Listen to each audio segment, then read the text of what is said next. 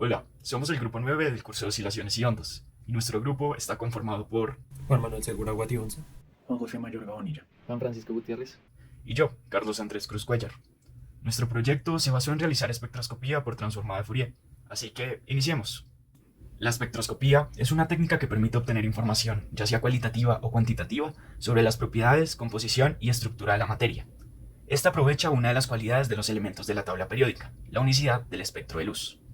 En particular, la espectroscopía por transformada de Fourier representa una alternativa en este campo al ofrecer mayor resolución y mejor precisión comparada con otras técnicas.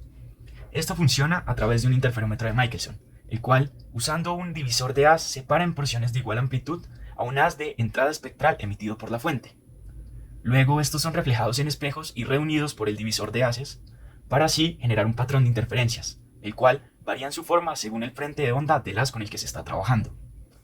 Ahora podemos realizar un breve análisis físico sobre lo que sucede con las ondas en el interferómetro.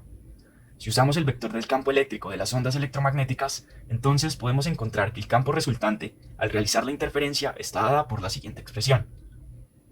Además, se conoce que la irradiancia es proporcional al cuadrado del campo eléctrico.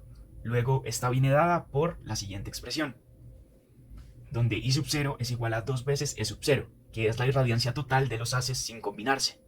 Vale, Carlos, es un análisis interesante. Sin embargo, este corresponde a un haz monocromático con un frente de onda plano. En el caso general, solemos trabajar con fuentes de luz divergentes con un espectro amplio, todo lo contrario. Es decir, no se cuenta con una única longitud de onda. En este contexto, dado que para los valores de K se tiene una dispersión, es necesario sumar sobre las longitudes de onda para obtener la irradiancia total. I de H representa la irradiancia de la fuente en función de la diferencia de camino óptico. Podemos expandir un poco la expresión anterior para obtener la siguiente ecuación, donde el primer término representa la irradiancia asociada a los componentes de la longitud de onda sin interferencia, que se notará como alfa sub 0, una constante.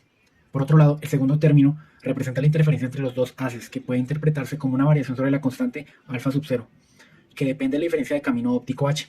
De acuerdo con esto, las fluctuaciones de irradiancia alrededor del ancho espectral corresponden a la distribución de irradiancia o interferograma W de h, dada por.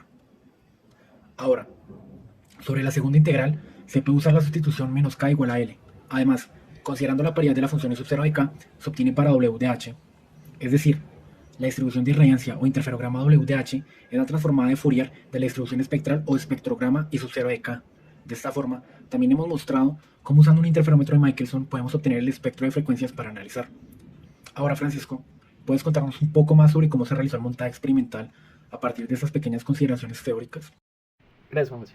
Para el montaje experimental se utilizó un interferómetro de Michelson al que se le colocaron dos lentes convergentes, uno a la entrada y otro a la salida, para así disminuir la dispersión del haz. Para las mediciones se utilizó un circuito que contaba con un condensador, una fotorresistencia y una tarjeta Raspberry Pi.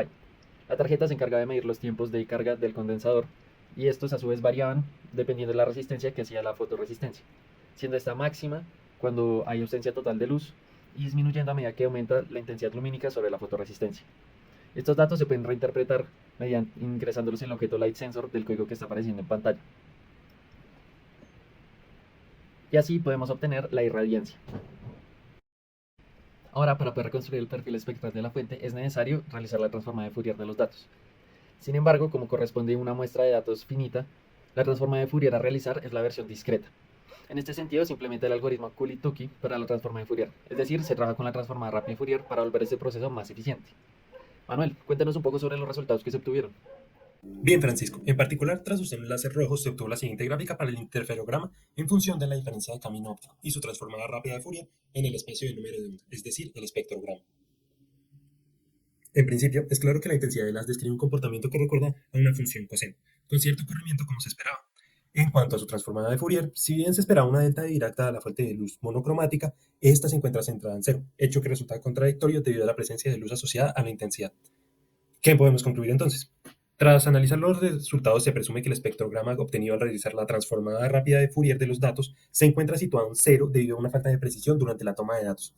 Esto es, dado que el micrómetro implementado en el interferómetro con el que se varía el camino óptico tiene una incertidumbre asociada de 500 nanómetros, esta resulta considerablemente cercana a la longitud de onda del láser empleado, que ronda alrededor de los 635 nanómetros, hecho que aumenta la precisión de las medidas.